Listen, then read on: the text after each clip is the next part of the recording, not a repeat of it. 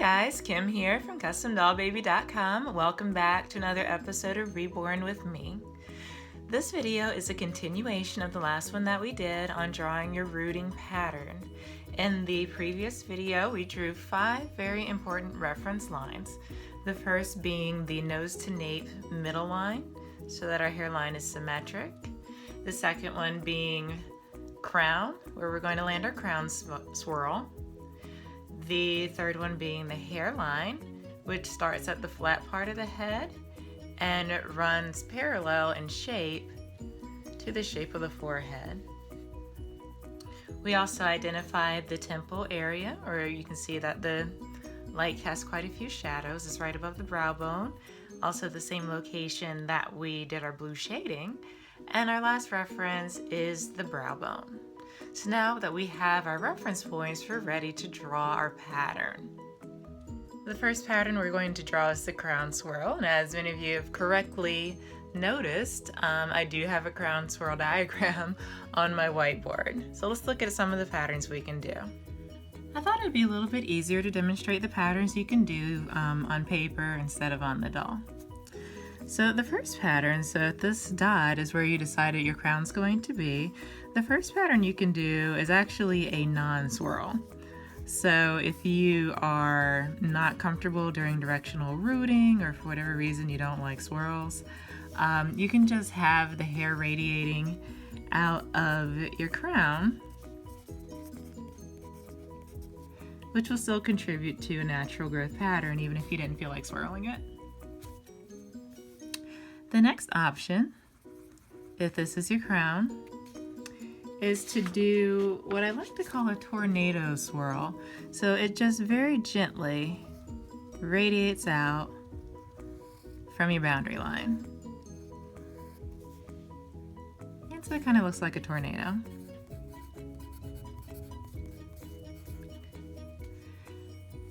You can make a even stronger swirl. And this one's more of a cowlick kind of swirl. Let's get that up a little bit. Where you start just past where the crown is and carry your pattern all the way around. So you can see how that's way more swirly than the one that we started with. So you even have this area in the middle where the hairs are literally facing opposite directions from one another. So you're also kind of getting that yin-yang shape. So we can call this the yin and the yang pattern. And if you like to have that little hole in the middle, which some people draw, it's going to be the same idea, or some people root rather, where your hair is basically winding out from around the starting point. So now you have a hole in the center where the hair is absent. So these are just a few examples of patterns that you can draw on the back of your doll. So the non-swirl, the tornado, the yin-yang, and having that hole in the middle. Okay, so let's put one of those on Elizabeth. I like to draw the crown swirl first because the rest of the hair pattern that you draw is going to need to meet up with this swirl. So as we're rooting, this is the direction that the hair is going to go. So I chose to do a sort of tornado pinwheel pattern. So I got a sponge with a little bit of water in it. I'm just gonna dab away where the middle line is conflicting with my swirl. Because when I'm rooting, I don't wanna have 2 intersecting lines and have to try to figure out which one I should be following. Okay, so that's nice and clean. The next thing that we wanna draw is the nape of the neck. And just looking at the sculpt and these little wrinkles on the back of the neck, I'm thinking we'll probably just follow that shape for a nape. That seems like a good enough place to land it. Another thing we'll need to decide is what to do around the ear. So the hair very naturally parts around the ear, and that'll be easier for us to root. So we can just draw, you can put it here, you can put it here, but you just need a line indicating where the hair changes direction to get us around the ear.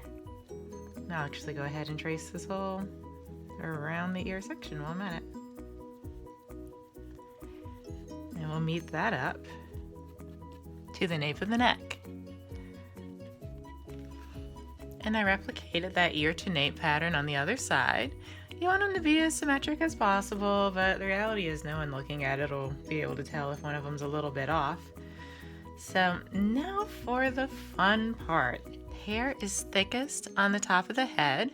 Part of that is the actual density of the hairs, and part of that is the direction of the hairs that causes them to kind of pile up on the top of the head.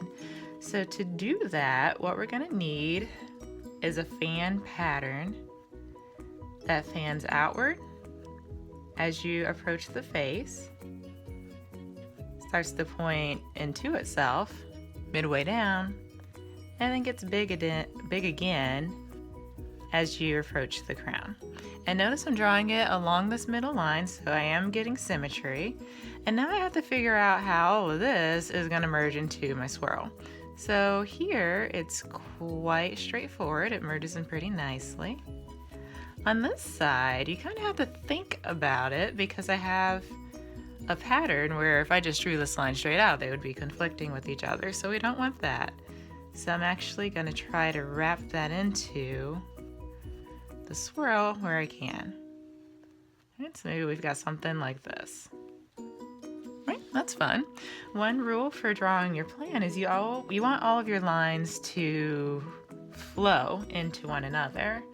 So if you're doing something and you've got intersecting lines and you're having to change direction very abruptly, that's going to look a little bit funny on your doll. So we want them to flow as much as possible.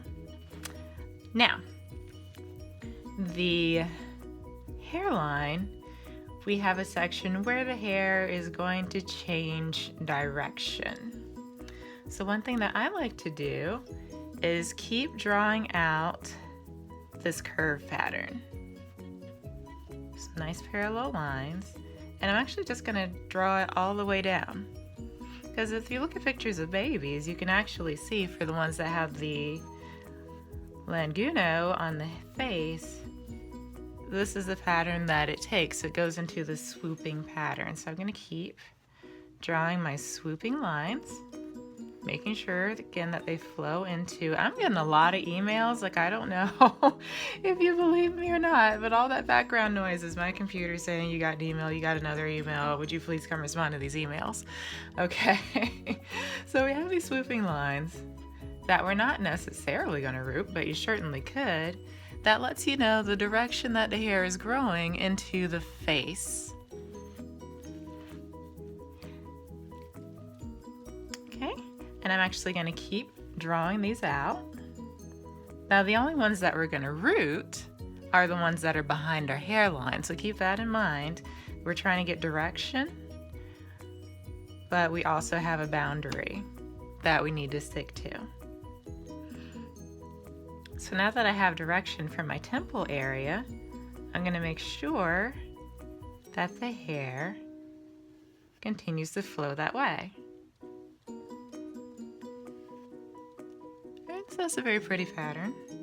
But now I've got a situation where I need to meet up to the swirl, I need to flow into this pattern, and I need to change directions. So how do we do that? So we do that by creating a fan pattern. So I'm just going to visualize here where the rest of the swirl is going to go. So I actually have a place right in this corner where I can start to change direction. And it may take a couple of times to get this, so take your time, and if you're using chalk, you'll be able to erase and redraw your lines until you love them.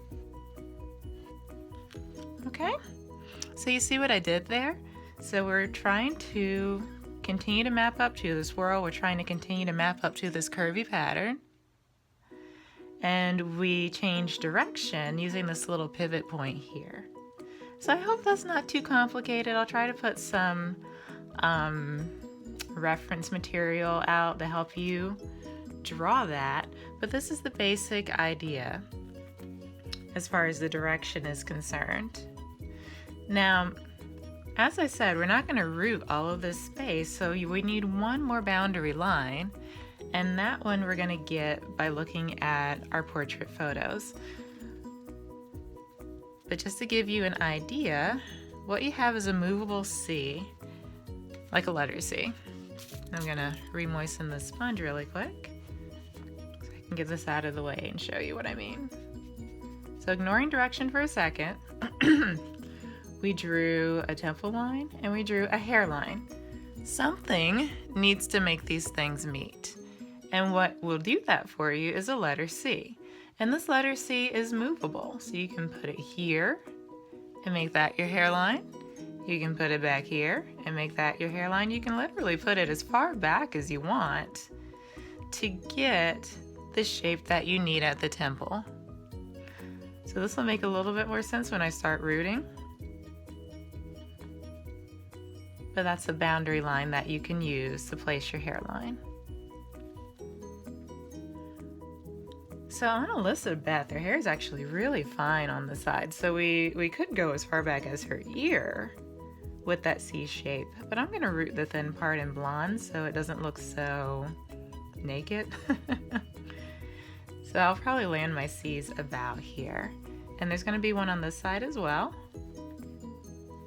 And I know this is starting to look crazy because I've got guidelines and boundary lines all at the same time. But if you can see my C's, they need to be symmetric. They need to be equidistant from each other. Okay, so that looks confusing. I hope it hasn't been too confusing. I'm gonna finish drawing this and come back and show it to you.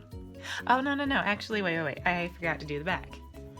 So on the back of the neck, you can certainly let all the hairs go straight down, but it looks nicer if the hairs are kind of meeting up in the middle. And we've already got this kind of swirly thing going. So we just make our swirl pattern go towards the center of the head. And that's just gonna look really pretty when we root. We're gonna do that on the other side too, especially coming out of this sort of nape area. So somehow we're gonna make all of that merge up in the back so the hairs are pointing towards each other when we root them. Okay, so now I'm gonna finish it up and come back. So here is the completed rooting plan. We have everything radiating out of our crown swirl, everything symmetrically aligning to our middle line, and using our guidelines to help us determine how to root the area around the face. So what you are witnessing right now is literally years of research and study and training summarized in less than 15 minutes. So if you're feeling a little confused or like you have questions, please feel free to drop those in the comments. Also in the description area, I'm going to post a link to my blog. On my blog, you'll find handouts and illustrations, things that are color-coded to help crystallize these concepts more for you. So I hope that you have fun drawing your crown swirls and your boundary lines and your rooting plan. This is going to be really fun to root. It's going to be very pretty when we're done. So thank you so much for reborning with me, and I look forward to seeing you next time. Bye!